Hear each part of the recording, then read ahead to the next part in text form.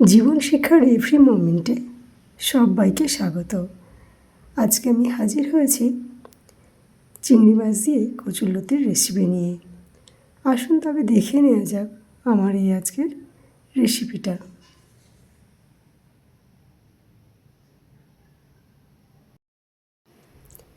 ওভেনে আমি জল সমেত একটা পাত্র বসিয়ে দিয়েছি, দিয়ে তার মধ্যে দিয়ে দিয়েছি একটু লবণ আর দিয়ে দেব সামান্য একটু হলুদ গুঁড়ো। হলুদ গুঁড়োটা দিয়ে দিয়েছি। এবার আমি খুন্তি দিয়ে এটা ভালো করে নাড়িয়ে চাড়িয়ে দেবো, যাতে লবণ আর হলুদটা জলের সঙ্গে ভালোভাবে মিশে যায়। জলটা ফুটে উঠেছে, এবার আমি এর মধ্যে দিয়ে দেব আগে থেকে কেটে ধুয়ে রাখা কচুরলতিগুলো। কচুরলতিটা দিয়ে আমি একটু নাড়িয়ে চাড়িয়ে দেব, দিয়ে এটাকে কিছুটা ফুটিয়ে নেব, যাতে 90% এটা সিদ্ধ হয়ে যায়।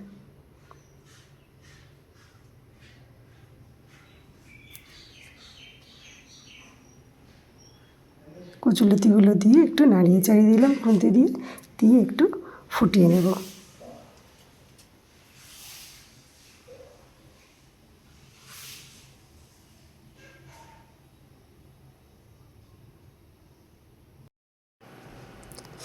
কচুরলতিগুলো সিদ্ধ হয়ে গেছে।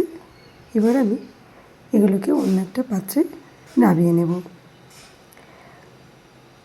আমার চ্যানেলে নতুন বন্ধু হয়ে থাকলে চ্যানেলটা সাবস্ক্রাইব করে নেওয়ার অনুরোধ রইল। পাশে থাকা বেল আইকনটাকে প্রেস করে দিয়ে অল করে রাখবেন, তাহলে আমার চ্যানেলে যখনই নতুন নতুন কোনো রেসিপি ছাড়বো সবার আগে আপনাদের কাছে পৌঁছে যাবে।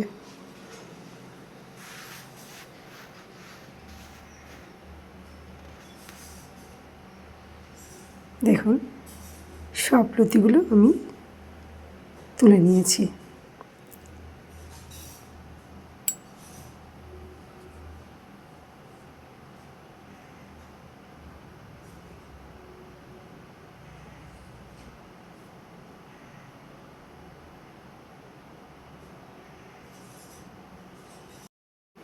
ওভেনে কড়াইটা বসিয়ে তেলটা গরম করে নিয়েছি। এবার এই গরম তেলের মধ্যে আমি দিয়ে দেব চিংড়িগুলো।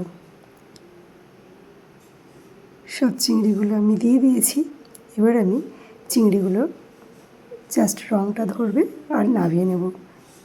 যতক্ষণ না রঙটা ধরছে ততক্ষণ আমি একটু ভেজে নেব।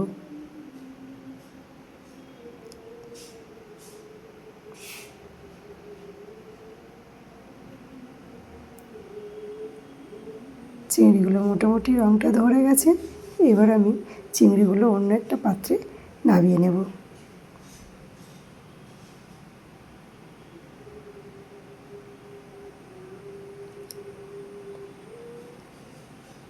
সব চিংড়িগুলো আমি নামিয়ে নিলাম। এই গরম তেলের মধ্যে আমি দিয়ে দেব হাফ চামচ কালো জিরে,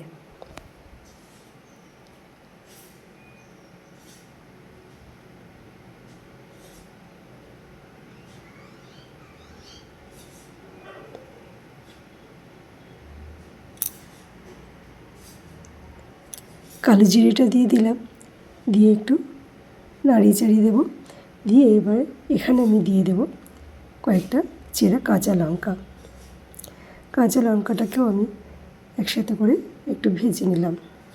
এবার আমি এর মধ্যে দিয়ে দেব রসুন। রসুনগুলো আমি ক্যাশারে ঘষে নিয়েছি, সেই রসুনটা এখানে দিয়ে দিলাম, দিয়ে আবারও নাড়িয়ে চাড়িয়ে একটু ভেজে নেব।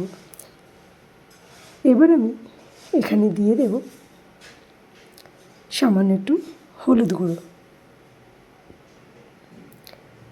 হলুদ গুঁড়োটা দিয়েও আমি ভালো করে নাড়িয়ে চাড়িয়ে একটু ভেজে নেব, যতক্ষণ না এর কাঁচা গন্ধটা চলে যাচ্ছে। এবার আমি এখানে দিয়ে দেব আগে থেকে সিদ্ধ করে রাখা কচুরলতি।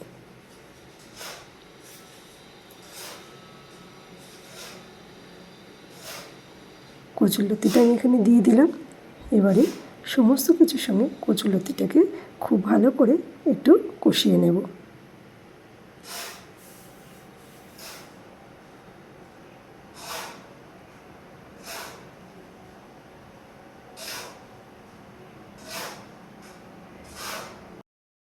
এবার আমি এর মধ্যে দিয়ে দিলাম চিংড়িগুলো আর দিয়ে দেবো স্বাদ অনুযায়ী লবণ এখানে আমি লবণটা একটু অল্পই দেবো, যেহেতু লতিগুলো সিদ্ধ করার সময় আমি লবণটা দিয়েছিলাম। আর দিয়ে দিলাম সামান্য একটু চিনি।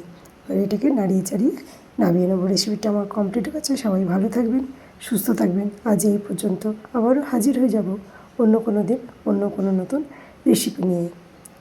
সবাইকে ধন্যবাদ।